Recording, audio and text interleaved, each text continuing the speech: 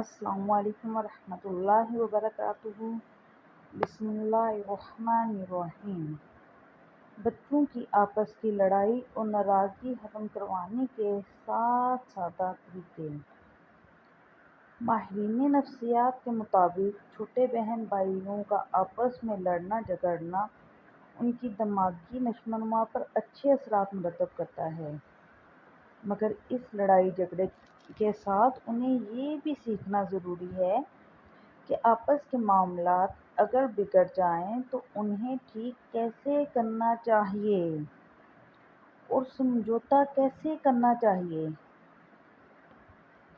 بچوں کے ایک دوسرے کے ساتھ معاملات اگر بگڑ جائیں اور انہیں ان معاملات کو ٹھیک کرنے کا پتہ نہ چلے تو لڑائی لمبی ہو جاتی ہے، اور بچے جب جوان ہو جاتے ہیں تو معاملات سمجھانے کی سمجھ نہ ہونے کے باعث جب وہ اپنے بہن بھائیوں سے خفا ہوتے ہیں تو کئی برس ایک دوسرے کا چہرہ نہیں دیکھتے اور آپس میں لڑتے رہتے ہیں۔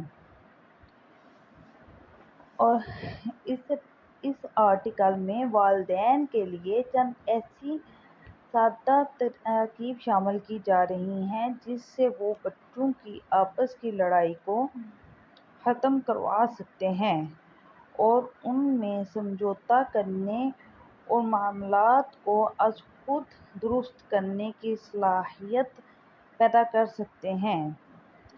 اس سے پہلے کہ ہم آگے بڑھیں، اگر آپ ہمارے چینل پہ نیو ہیں تو ہمارے چینل کو سبسکرائب کر دیں اور بیل آئیکن کو پریس کر دیں تاکہ ایسی انفارمیٹیو ویڈیو آپ کو ملتی رہیں۔ نمبر 1، بچوں کو کہانیوں کے نتائج بتائیں۔ ان کہانیوں کے علاوہ بچوں کو نبی کریم صلی اللہ علیہ وآلہ وسلم کی فتح مکہ کی کہانی بھی سنائیں اور بتائیں کہ کیسے ہمارے نبی صلی اللہ علیہ وآلہ وسلم نے مکہ فتح کرنے کے بعد سب کو معاف فرما دیا تھا اور کیوں وہ کبھی اپنی ذات کے لیے انتقام نہیں لیتے تھے۔ نمبر 2، جرمانہ باکس اور جواب باکس بنائیں۔ بچوں کے لیے ایک ڈبہ منتخب کریں اور انہیں بتائیں کہ اگر انہوں نے آپس میں لڑائی کی تو ایک دن کا جیب خرچ جرمانے کے طور پر ادا کرنا پڑے گا، اور اگر بچوں کو جیب خرچ نہیں ملتا تو ایک ڈبے میں کاغذوں پر مختلف کام لکھ کر ڈبہ بھر دیں، اور اگر وہ آپس میں جھگڑا کریں تو انہیں ڈبے سے ایک پرچی نکلوائیں اور کہیں اور گھر کا جو بھی کام اس پرچی پر لکھا ہو ان سے کروائیں۔ اس طریقے سے ان کی لڑنے کی عادت ڈانٹ ڈپٹ کے بغیر ختم ہو سکتی ہے۔ طریقہ نمبر 3، بچوں سے خط لکھوائیں۔ اگر بچے آپس میں جھگڑ رہے ہیں اور آپ کے پاس ایک دوسرے کی شکایت لے کر آ رہے ہیں تو دونوں کو ایک خالی پیپر دے کر اپنے اپنے جذبات اور احساسات لکھنے کا کہیں، اور اگر وہ چھوٹے ہیں تو ان کو کہیے کہ وہ اپنے جذبات کو آپ کے سامنے بلند آواز میں بیان کریں۔ اس عمل سے بچوں کو محسوسات کا خود بھی پتہ چلے گا اور وہ بات کو بڑھا چڑھا کر کرنے کے عمل سے بچیں گے، اور اگر لکھنا پسند نہیں کرتے تو وہ کوشش کریں گے کہ لڑائی سے بچیں تاکہ انہیں لکھنے کی کوفت گوارا نہ کرنی پڑے۔ طریقہ نمبر 4، بچوں کو علیحدہ وقت دیں۔ بچوں کے ساتھ علیحدہ وقت گزارنا اور ان کی دلچسپیوں میں شامل ہونا دوسرے بچوں میں تھوڑا حسد پیدا کر سکتا ہے، مگر اگر سب کو برابر وقت مل رہا ہو تو اس کے بہت سے فائدے ہیں۔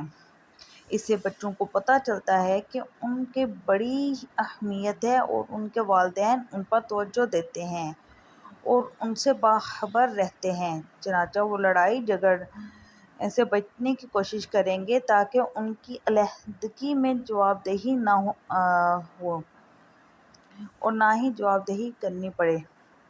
اس عمل سے بچوں کے درمیان آپس میں ایک اچھا فاصلہ بھی قائم ہوگا جو ان کی ذہنی نشو و نما کے لیے ضروری ہے۔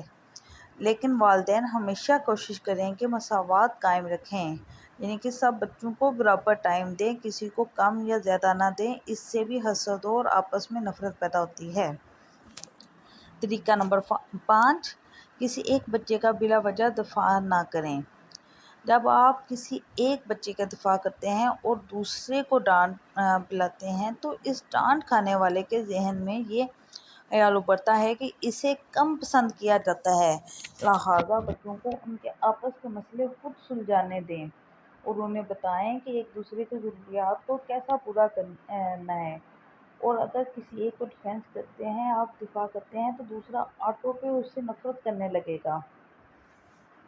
طریقہ نمبر 6، بچوں کے پزل۔ بچوں کے لیے ایسے پزل، کھلونے، لاگو یا لیگو وغیرہ خریدیں جسے وہ مل کر حل کر سکیں، اور بچوں کے ایسے کھیل کھیلنے کے لیے دیں جسے وہ مل کر کھیل سکیں۔ اس سے ان میں ایک دوسرے کی مدد کرنے اور ایک دوسرے کو سمجھنے کی قوت پیدا ہوگی۔ لوڈو اور ایسی اور بہت سی گیم ہیں جو بچوں کو کھیلنے کے لیے دے سکتے ہیں۔ طریقہ نمبر 7، بچوں کو اکٹھے یا گھر لے کر جائیں، بچوں کو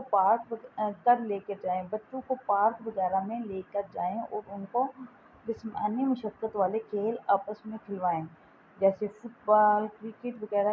اس سے جہاں ان کے اندر موجود انرجی پازیٹیو کاموں میں خرچ ہوگی، وہاں وہ تھکاوٹ کے بعد لڑائی جھگڑنے سے پرہیز کریں گے۔ طریقہ نمبر 8، سیر و سیاحت۔ بچوں کے ساتھ سیر و سیاحت بچوں کی ذہنی نشو و نما کے لیے انتہائی ضروری ہے۔ اس کے ساتھ ساتھ بچے جب اکٹھے کسی مقام کی سیر کے لیے جاتے ہیں تو انہیں ایک دوسرے کے زیادہ قریب آنے کا موقع ملتا ہے۔ طریقہ نمبر 9، بچوں کی تعریف۔ والدین کا بچوں کے اچھے کام کی تعریف کرنا بہت ضروری ہے۔ اس سے بچوں میں خود اعتمادی پیدا ہوتی ہے اور دوسرے بچوں میں بھی رغبت پیدا ہوتی ہے کہ وہ کچھ اچھا کریں تاکہ ان کی بھی تعریف ہو۔ طریقہ نمبر 10، بچوں میں سوچنے کی قوت، ڈیپ تھنکنگ۔ بچوں کو ان کے کاموں پر غور کروائیں اور انہیں خود سے سوچنے دیں کہ کوئی کام ٹھیک ہے یا غلط۔ ایسا کرنے سے بچوں کو مختلف چیزوں اور معاملات کا پتہ چلے گا کہ اسے ٹھیک طرح کیسے سر انجام دینا ہے اور غلطی سے کیسے بچنا ہے۔ اگر آج کی ویڈیو پسند آئی ہو تو لائک کیجیے گا اور زیادہ سے زیادہ شیئر کیجیے گا تاکہ زیادہ سے زیادہ لوگ اس سے فائدہ اٹھا سکیں۔ جزاکم اللہ خیرا کثیرا۔ اللہ حافظ۔